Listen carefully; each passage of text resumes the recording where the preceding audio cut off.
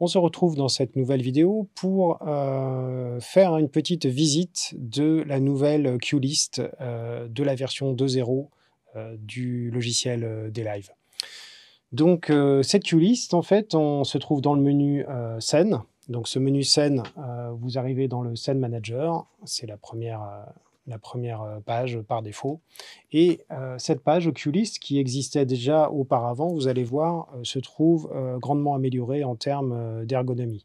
Alors l'idée, le fonctionnement de la QList, c'est que j'ai créé un certain nombre de scènes, en fait, qu'on voit apparaître ici dans le tableau de droite, qui s'appelle d'ailleurs All Scenes par défaut. Et là, c'est toutes les scènes qui sont créées dans ma console. Vous voyez, donc j'ai créé une petite vingtaine de scènes. Ces scènes-là, imaginons que vous ayez fait, je ne sais pas, une résidence, par exemple, avec des artistes, bah, vous vous retrouvez avec plusieurs dizaines de scènes qui ne sont pas forcément rangées, du coup, dans l'ordre où elles devront jouer pendant le concert. Donc, l'objet de cette QList, c'est de pouvoir réarranger l'ordre de ces scènes de manière à être conforme à la setlist du concert et avoir un confort de travail beaucoup plus intéressant.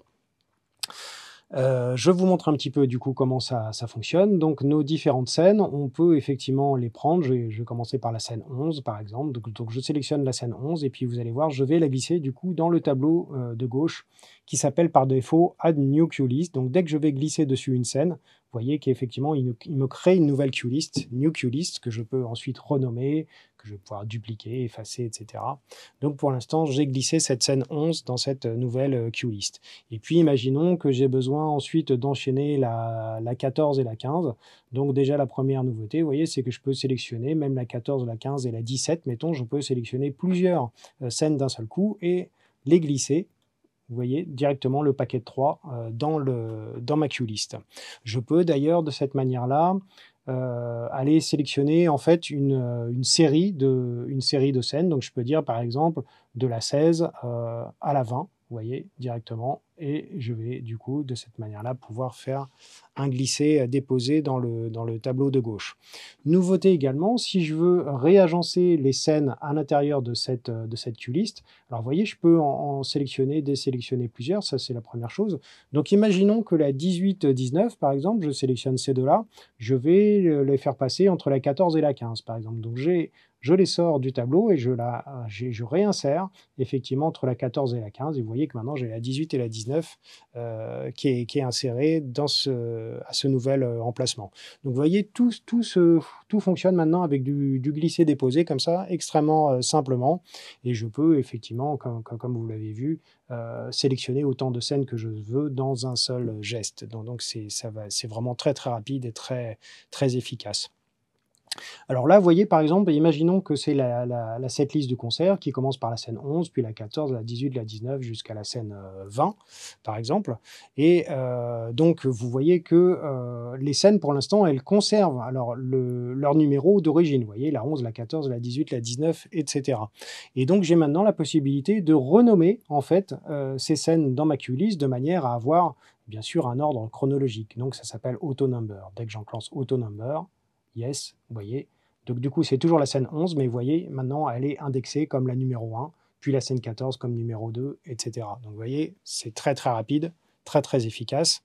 Et j'ai la possibilité aussi, autre possibilité, en faisant renumber, ici, je vais pouvoir aller plus loin, je vais pouvoir renommer de la scène de celle-ci à celle-là, en partant du numéro temps. Donc effectivement, ça me permet encore d'aller plus loin pour des queues-listes très, très évoluées lorsqu'on a des dizaines et des centaines de queues dans un show, dans une comédie musicale ou autre, par exemple. Autre amélioration, on a également c'est cette fonctionnalité qui s'appelle Indent. Indent, c'est, je clique dessus, regardez ce qui se passe, c'est que ma scène, elle se trouve décalée comme une légère tabulation. Ça va me permettre de créer des sous-parties. Imaginons que la scène 18, c'est le titre de la chanson, par exemple, et puis la scène 19, ça va être la scène 19 et la scène 15, par exemple. Je vais effectivement les tabuler pour indiquer effectivement que ce sont des sous-parties de ma chanson de la scène 18, par exemple. Donc vous voyez, ça me permet de créer comme ça une arborescence de scènes qui va être très lisible à la fois visuellement et également dans la logique de numérotation, parce que vous voyez, comme j'avais l'auto-number qui était toujours enclenché, dès que je crée ce principe de tabulation avec la touche indent, je me retrouve avec des décimales. Vous voyez que maintenant, j'ai cette scène 19 qui est indexée comme la 3.1, comme sous-partie de la 3, et puis 3.2 comme autre sous-partie de la 3. Et je dispose comme ça de deux en fait, vous voyez, niveaux de tabulation. Donc je peux me retrouver même avec une deuxième décimale, 3.1 et 3.1.1. Je pourrais faire 3.1.2, 3.1.3, etc.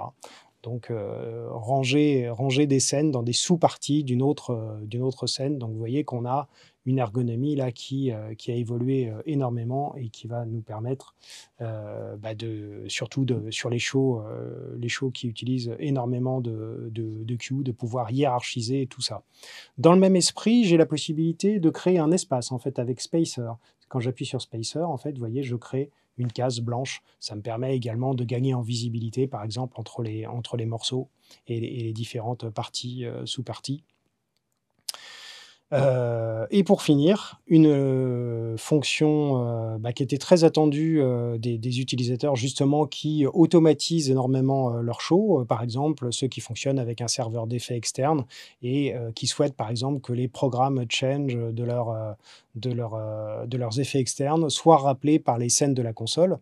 Donc auparavant, en fait, lorsqu'on était dans le scene manager, eh bien, c'est directement en MIDI le numéro des scènes qui était envoyé en fait par défaut vers la machine externe.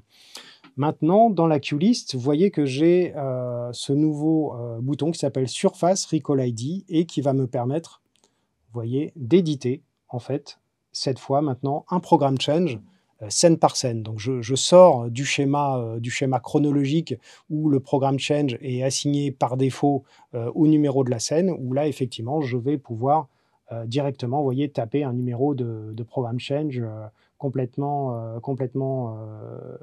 de manière complètement libre. Si je rappelle par exemple la scène, le programme change numéro 23 pour cette scène-là, par exemple, effectivement, là, je vais pouvoir l'éditer de cette manière-là. Donc, j'ai à la fois le numéro du programme change qui apparaît ici et son équivalent en code hexadécimal, en code MIDI qui s'affiche ici. Si je veux gagner aussi également du temps, vous voyez que même dans cette fonction, ils ont toujours pensé à simplifier la vie au maximum chez Allen Ennis. J'ai ce bouton Quick Number qui va m'assigner en fait par défaut justement des programmes change qui vont être chronologiques en partant du premier jusqu'au dernier, donc Quick Number. Si je valide ça, vous voyez, je commence à partir du programme change 0 et je finis au programme change numéro 8, c'est-à-dire que mes 9 éléments de QList qui se trouvent ici se retrouvent instantanément indexés dans le bon ordre. C'est-à-dire que là, effectivement, vous voyez qu'à nouveau, j'ai des scènes qui, par rapport à les scènes list, sont bien rangées dans un ordre différent. Et pourtant, avec cette touche Quick Number, j'ai maintenant une affectation MIDI qui va croissante à l'intérieur de cette QList. On aura d'ailleurs une autre vidéo qui va justement parler un petit peu de l'implémentation MIDI dans la console et de cette nouvelle possibilité. Alors maintenant, effectivement, une fois qu'on a fabriqué comme ça une QList, lorsqu'on va être à l'intérieur du scene manager, par défaut, je vois toutes les scènes, donc les scènes qui ont été créées effectivement ici par ordre chronologique. Et puis effectivement, du coup, plutôt que d'afficher ces scènes qui vont se retrouver la plupart du temps dans le désordre par rapport à la setlist du concert, donc vous voyez qu'effectivement, c'est là que je vais pouvoir choisir la nouvelle QList qu'on vient de créer. Et du coup, je récupère ma QList avec les scènes cette fois rangées dans le bon ordre du concert de ce soir. J'en profite pour vous montrer du coup les petites icônes habituelles qu'on retrouve ici. Donc c'est ce qu'on appelle les scene status qu'on retrouve ici dans ce menu-là. Mais je peux changer ici l'affichage justement pour afficher les programmes Change MIDI. Alors vous voyez que j'ai deux options. Une option qui s'appelle Mixtrack MIDI et une autre qui s'appelle Surface MIDI, parce que dorénavant, à partir de cette version 2, j'ai deux manières de gérer les programmes Change MIDI. La version Mixtrack MIDI, c'est la gestion à l'ancienne, c'est-à-dire qu'effectivement, la scène 14 correspond au programme change, il s'appelle 13 parce qu'il est décalé d'un cran. On est toujours N-1 parce qu'on part de 0 dans le protocole MIDI. Donc la scène 14 va être appelée en numéro 13, la scène 17 va être appelée en numéro 16, etc. On est sur l'ordre d'origine. Ça, c'était le fonctionnement auparavant, avant la version 2. Et du coup, si je change cet affichage dans le nouveau mode qui s'appelle Surface MIDI, on récupère effectivement la nouvelle indexation MIDI qu'on vient de créer dans notre QList Editor. Vous voyez que, effectivement, bien qu'il s'agisse de la scène 11 maintenant, et ça correspondra au programme change 0, et la scène 14 correspondra au programme change 1.